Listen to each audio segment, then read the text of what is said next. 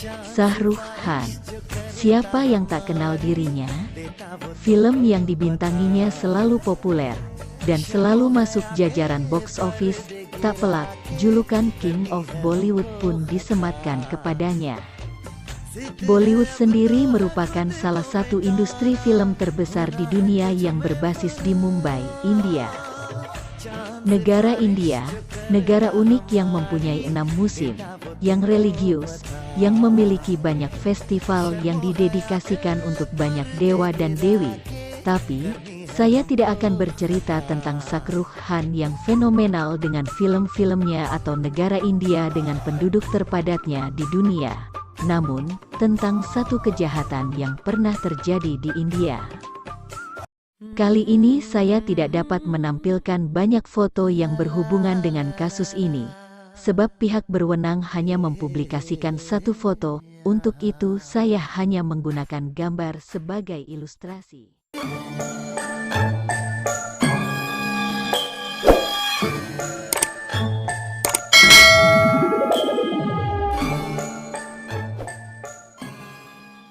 Lahir pada tahun 1970, KD Kempama adalah penduduk Kagalipura. Kagalipura adalah sebuah desa di sepanjang jalan Kanakapura di pinggiran Bengaluru di negara bagian selatan Karnataka, India. Kagalipura terletak di Jalan Raya Nasional Bengaluru hingga Coimbatore di Bengaluru Selatan. Dinamai Kagalipura karena di desa itu banyak tumbuh pohon kagali. Seperti mayoritas keluarga lain di desa, Kempama lahir di tengah keluarga sederhana, dan dia tumbuh menjadi wanita yang ambisius. Sekedar informasi, ketika kasus ini terjadi, kota Bengaluru bernama Kota Bangalore. Namun, pada tahun 2014 berganti nama menjadi Bengaluru. Ketika remaja, Kempama memutuskan untuk menikah. Dari pernikahan itu dia dikaruniai 3 orang anak. Profesi suaminya yang hanya sebagai seorang penjahit, membuat Kempama turun tangan untuk membantu mencukupi kebutuhan keluarga dengan bekerja sebagai seorang pembantu rumah tangga. Namun, Kempama belum puas dengan uang penghasilan yang dia dan suaminya hasilkan. Kempama terus memutar otak, bagaimana caranya supaya dia bisa memperoleh lebih banyak uang. Tanpa sepengetahuan sang suami, Kempama memutuskan untuk memulai bisnis Danacit. Danacit merupakan organisasi keuangan mikro. Namun, bukan untung yang didapat oleh Kempama. Bisnis tersebut malah bangkrut dan membuatnya terlilit hutang. Ketika mengetahui hal tersebut, suaminya pun murka.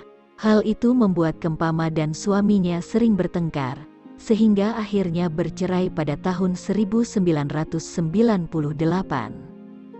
Setelah bercerai dengan sang suami, untuk memenuhi kebutuhan hidupnya, Kempama bekerja serabutan mulai dari bekerja di toko emas, menjadi juru masak hingga pembantu rumah tangga. Kempama hampir setiap hari datang ke kuil di dekat Bengaluru. Di sana Kempama juga berbaur dan berteman dengan para wanita yang datang ke kuil untuk berdoa dan beribadah. Sosok Kempama yang keibuan dan religius membuat dia disukai oleh para wanita yang datang ke kuil. Kempama sering memberikan nasihat dan bantuan kepada wanita-wanita yang dia temui di kuil. Di mata mereka Kempama adalah seorang wanita yang baik hati. Selain itu, Kempama adalah seorang pendengar yang baik. Kempama selalu bersedia mendengarkan masalah yang mereka alami dan memberi mereka saran atas masalah-masalah tersebut. Hal itu membuat wanita yang mengenalnya merasa nyaman dan percaya kepadanya. Memiliki keturunan adalah dambaan bagi sebagian besar pasangan yang telah menikah, karena hadirnya sang buah hati akan menambah keceriaan dalam rumah tangga. Begitu juga dengan Nagveni, wanita berusia 30 tahun yang sudah lama menikah namun belum memiliki anak. Dia dan sang suami sangat ingin memiliki anak. Segala usaha telah mereka lakukan namun belum berhasil. Nagveni sering sekali datang ke kuil untuk berdoa dan beribadah. Di kuil dia kenal dengan seseorang yang bernama Malika. Malika adalah wanita religius dan mengerti ritual agama. Karena sering bertemu di kuil, semakin lama mereka semakin dekat, kemudian berteman. Nagveni pun tidak segan-segan untuk menceritakan masalah-masalahnya kepada Malika, karena Malika adalah pendengar yang baik dan selalu memberinya saran dan nasihat, termasuk keluh kesahnya yang belum juga diberi momongan. Suatu ketika, Malika menyarankan kepada Nagveni untuk melakukan ritual Mandala Puja. Mandala Puja adalah ritual khusus yang dilakukan oleh umat Hindu untuk memperoleh kesucian diri. Biasanya hanya dilakukan sekali seumur hidup. Penganutnya percaya kalau Mandala Puja begitu kuat dan dapat mengubah nasib seseorang jika dilakukan dengan ketulusan, keyakinan dan pengabdian. Ritualnya tidak sembarangan, harus dipimpin oleh seorang yang religius dan mengerti ritual keagamaan. Malika pun mengatakan kepada Nagveni bahwa dia bersedia membantu Nagveni untuk melakukan ritual tersebut, mulai dari mempersiapkan segala sesuatu yang diperlukan dalam ritual hingga mencari kuil sebagai tempat untuk pelaksanaan. Sebab Mandala Puja ritualnya berlangsung selama berhari-hari, Malika juga menyarankan kepada Nagveni untuk menyewa penginapan di sekitar kuil agar Nagveni bisa lebih fokus melakukan ritual hingga tujuan dari ritual bisa tercapai. Tentu Nagveni merasa sangat senang atas saran dan bantuan yang diberikan Malika kepadanya, dan dia sangat setuju. Lalu mereka menentukan harinya. Bagi Nagveni, apapun akan dia lakukan, karena keinginannya untuk menimang sang buah hati sangat kuat. Ketika hari yang ditunjuk tiba, Nagveni pun pamit kepada keluarganya. Namun, siapa yang menyangka jika saat itu adalah saat terakhir Nagveni terlihat hidup oleh keluarganya, dan dia tidak pernah lagi pulang dalam keadaan hidup. Semenjak kepamitannya untuk melakukan ritual di kuil, Nagveni tidak pernah lagi muncul atau menghubungi keluarganya. Namun, pada awalnya keluarga Nagveni tidak berpikiran buruk sebab ritual yang dilakukan Nagveni memang memakan waktu berhari-hari dan juga konsentrasi. Tapi, mereka mulai cemas ketika pada saat seharusnya ritual itu selesai dan Nagveni seharusnya sudah pulang. Dia tidak kunjung pulang. Hal tersebut membuat keluarganya khawatir dan mencarinya. Tapi mereka tidak tahu Nagveni di mana, karena dia tidak pernah memberitahu keluarganya di mana lokasi dia melakukan ritual. Pada akhirnya keluarga Nagveni memutuskan untuk melaporkan hilangnya kepada polisi. Mereka mengatakan bahwa saat melakukan ritual Nagveni didampingi oleh seseorang yang bernama Malika. Keluarga Nagveni mengatakan bahwa mereka tidak mengenal Malika dan tidak tahu tentang tempat tinggalnya bahkan keberadaannya pada saat itu. Setelah melakukan pencarian selama beberapa hari, akhirnya polisi dapat menemukan Nagveni di sebuah tempat penginapan dalam kondisi tewas. Pada tubuhnya tidak ditemukan tanda-tanda penyerangan secara fisik maupun pelecehan secara seksual, namun barang-barang dan perhiasannya telah menghilang. Kemungkinan Nagveni telah dirampok. Hasil otopsi menyimpulkan bahwa Nagveni meninggal akibat diracun. Di dalam tubuhnya ditemukan kandungan sianida. Polisi mengatakan dalam rentang waktu antara tanggal 10 Oktober hingga tanggal 18 Desember tahun 2007, polisi telah menerima banyak laporan orang hilang, di mana para keluarga mereka memberitahu kepada polisi bahwa anggota keluarganya terakhir pamit ketika akan pergi ke kuil, dan pada akhirnya polisi menemukan mereka dalam kondisi yang sama dengan Nagveni, di mana mereka meninggal akibat diracun dengan sianida dan barang-barang berharga milik mereka menghilang.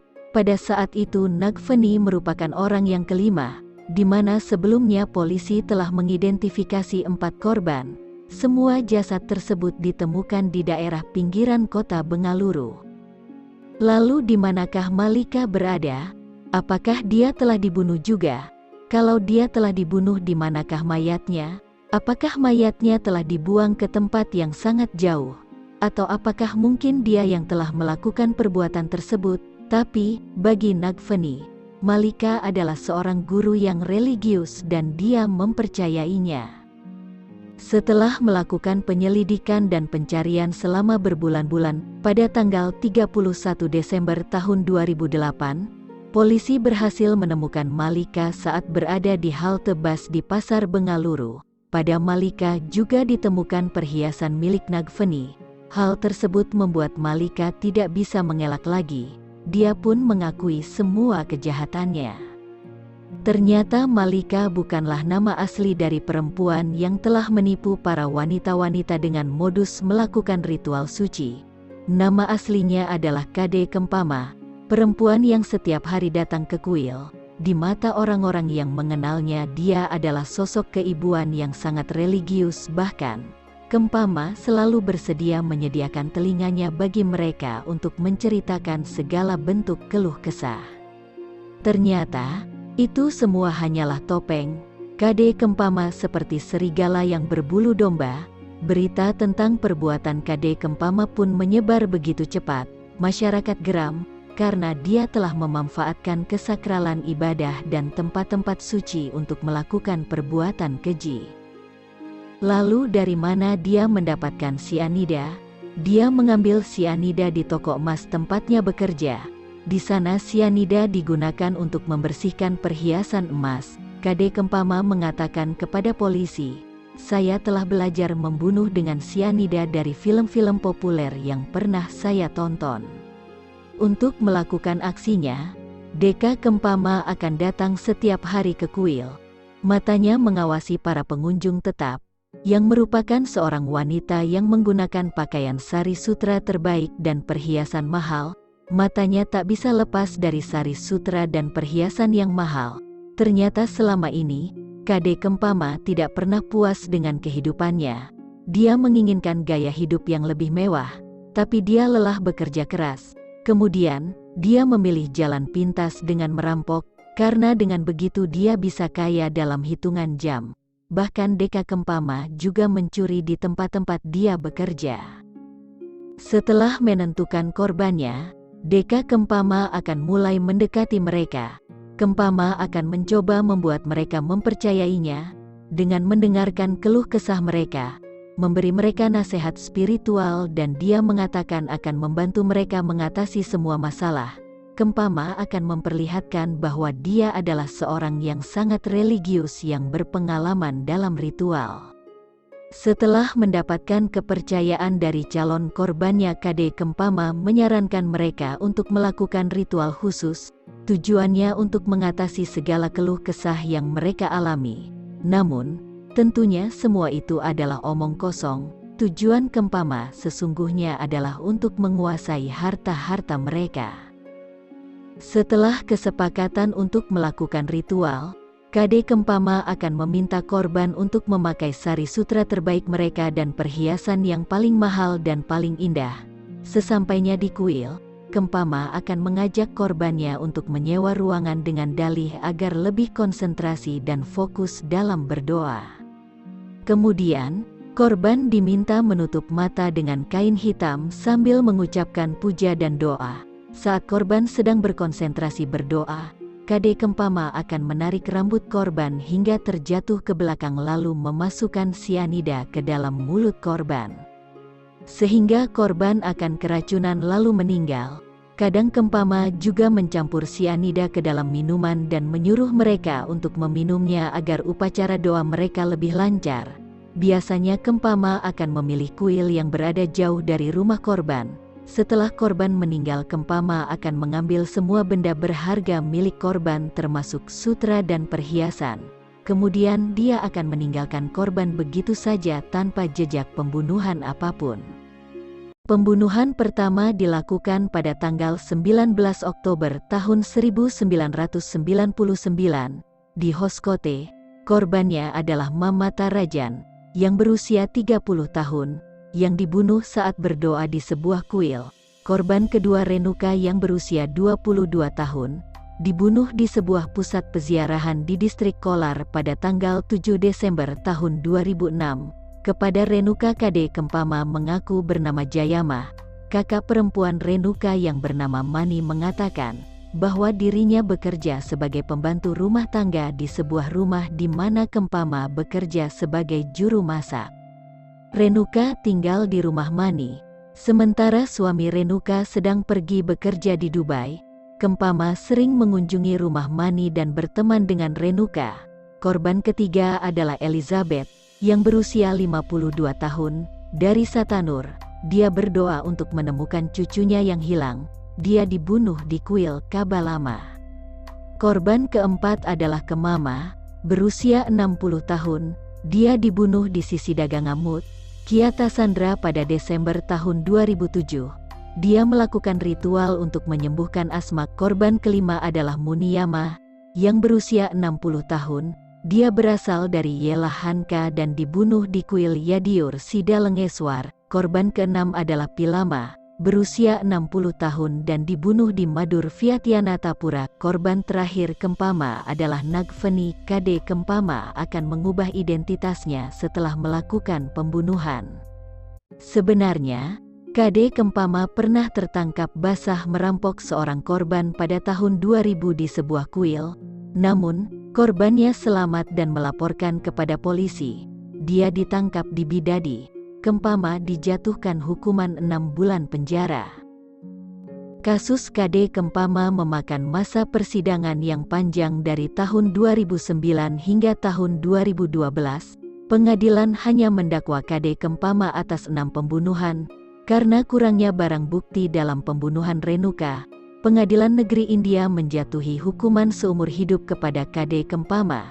KD Kempama diberi julukan Cianit Malika karena dia mengaku bernama Malika pada korban terakhirnya. Dia disebut sebagai pembunuh berantai wanita pertama di India.